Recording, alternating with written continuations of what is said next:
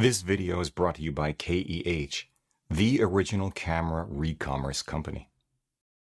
This is Fujifilm's current APS-C flagship, their 26.2 megapixel X-T4 mated to the new XF18 f1.4, which is wide, fast, and silent, oh yeah. It is, in fact, one of the most capable cameras ever built, irrespective of sensor size or resolution, stills or video. But weighing in at just 526 grams, body only, and priced at $1,700, it is, as far as I'm concerned, unarguably and especially one of the best street cameras ever created, capable of all-day carry and imagery like this.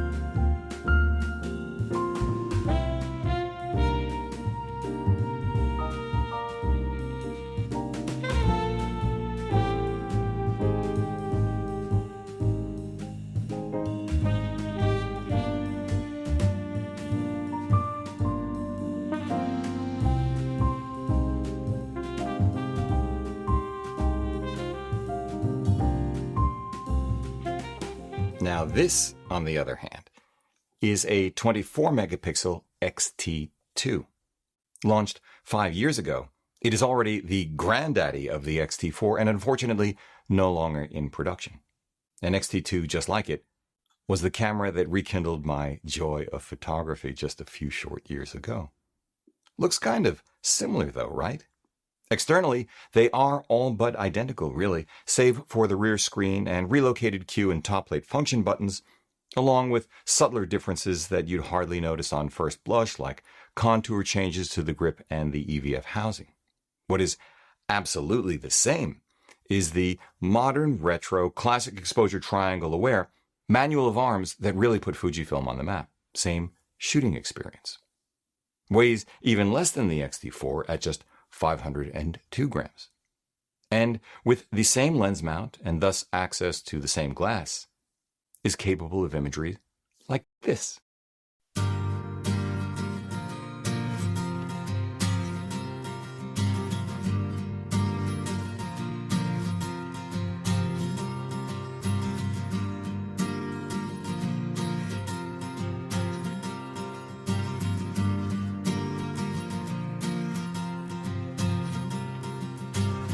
Today is gonna be the day that they're gonna throw it back to you. By now you should have somehow realized what you gotta do. I don't believe that anybody feels the way I do about you now.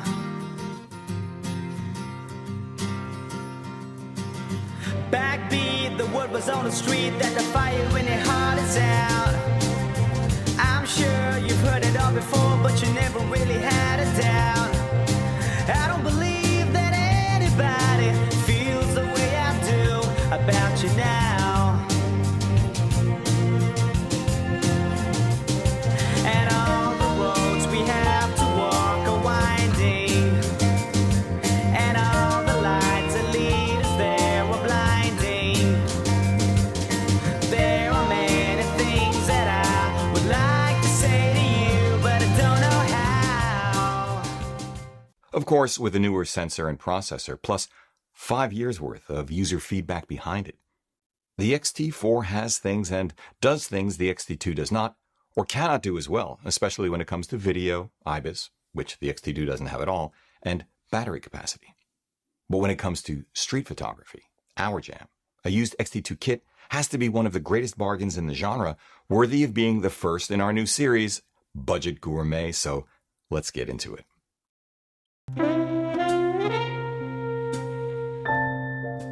Hey everybody, I'm Hugh Brownstone for Three Blind Men and an Elephant. Today I want to welcome you to the first episode in a new series I've been thinking about for a long time now, made possible by our partnership with KEH. I'll talk to you more about who they are and what they do in a few minutes, but for now, hold that thought.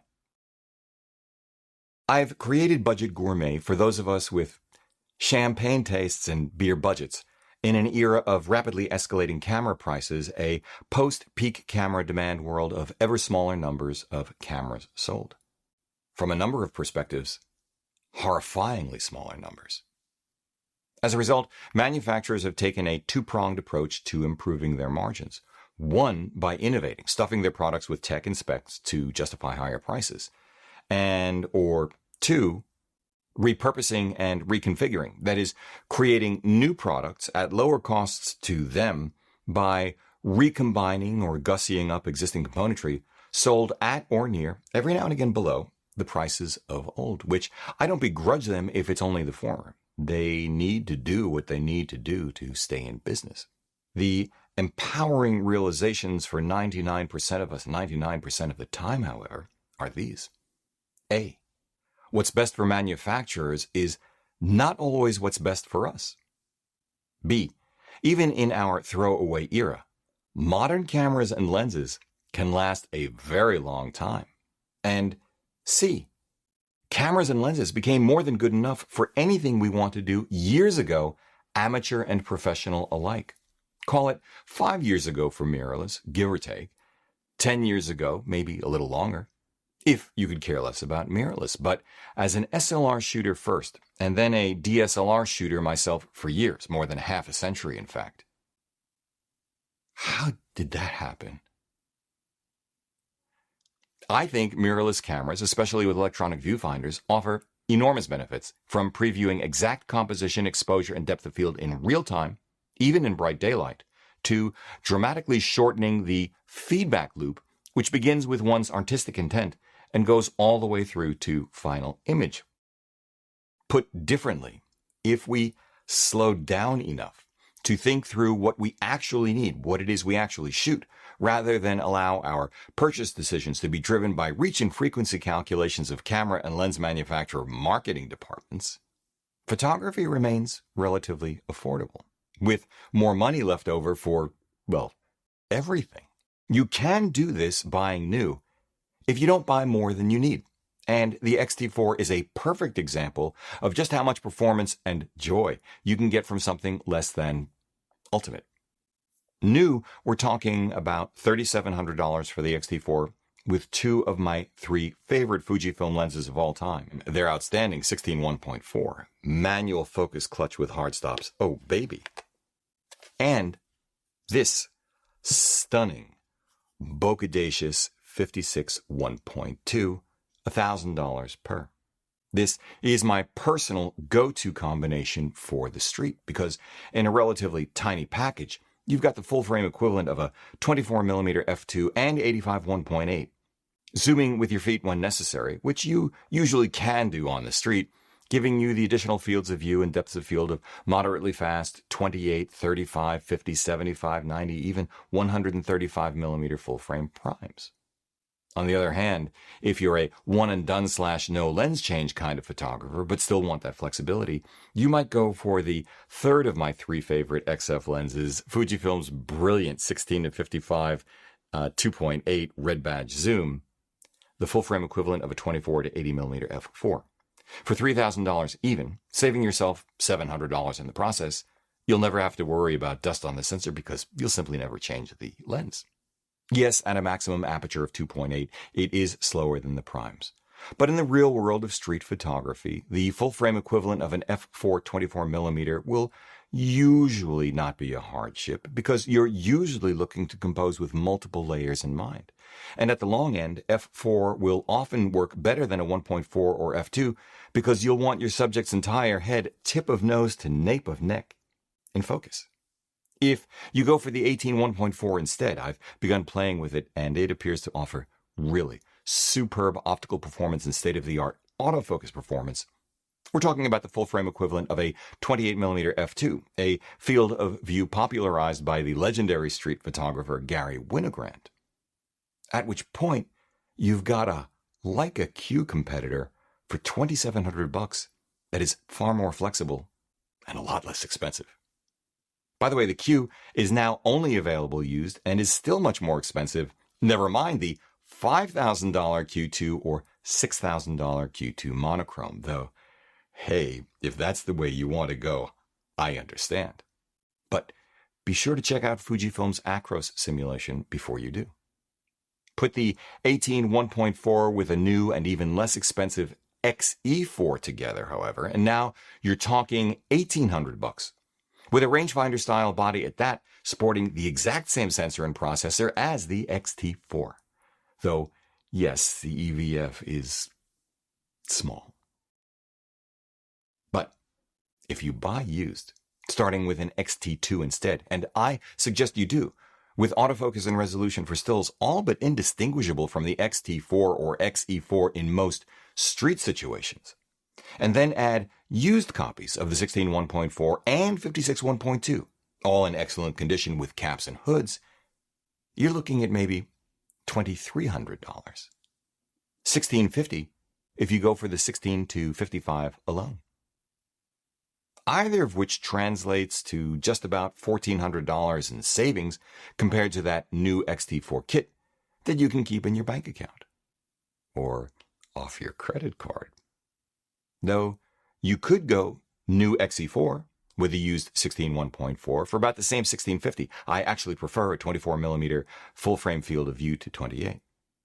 Then again, what about a new XS10 with IBIS, though with a different manual of controls for about $150 more at $1,800? Maybe a new XE4 or XS10 with a used 23mm or 35mm f2 Fujikron for about $1,230 for the purists out there, or used X-T2 with that same set of Fujikrons, one or the other, for about $1,100. I mean, yes, I am spinning my gears and my head hurts, but you get the idea. Of course, that's the theory. You've actually got to find high-quality examples of the gear, whatever you decide. Maybe successfully sell off some of your current gear to pay for it. When you do, you'll want to feel comfortable, knowing that on the one hand, the gear you receive is what you paid for, satisfaction guaranteed, and that the mint, quite likely, gear you sold to pay for it, on the other hand, doesn't reappear on your doorstep from a disgruntled buyer you connected with on an auction site or social media platform, demanding his or her money back, now somehow mysteriously transformed into an entirely different piece of gear, with nothing but headache and frustration likely for some interminable period of time to follow. In other words, you'll want to be in the no-futs zone, which, if you don't already know it, is precisely where KEH comes in, why over the past couple of years they've become our go-to for buying and selling used gear, and why I am genuinely stoked that they're sponsoring this series. The fact is, KEH has been buying and selling used camera gear since 1979 and is now the biggest out there. They've really honed the process with a wide selection from which to choose. I picked up this from them, actually, an absolutely mint Vaio finder for my Leica 3A for less than $90, complete with a 180-day warranty, since buttressed by a new 21-day return policy and free shipping on transactions over $49. Which is great, but as it turns out in my case, completely unnecessary because the Vaio has been flawless from the start. Flip side, when it came time to sell a bunch of gear to fund a new Sony A7S III a few months ago, it's the camera I'm using right now, KEH was our first port of call, a one-stop, one-transaction shop, which otherwise would have devolved into a dozen smaller transactions with separate buyers, multiple follow-ups, trips to the post office. It just makes me cringe.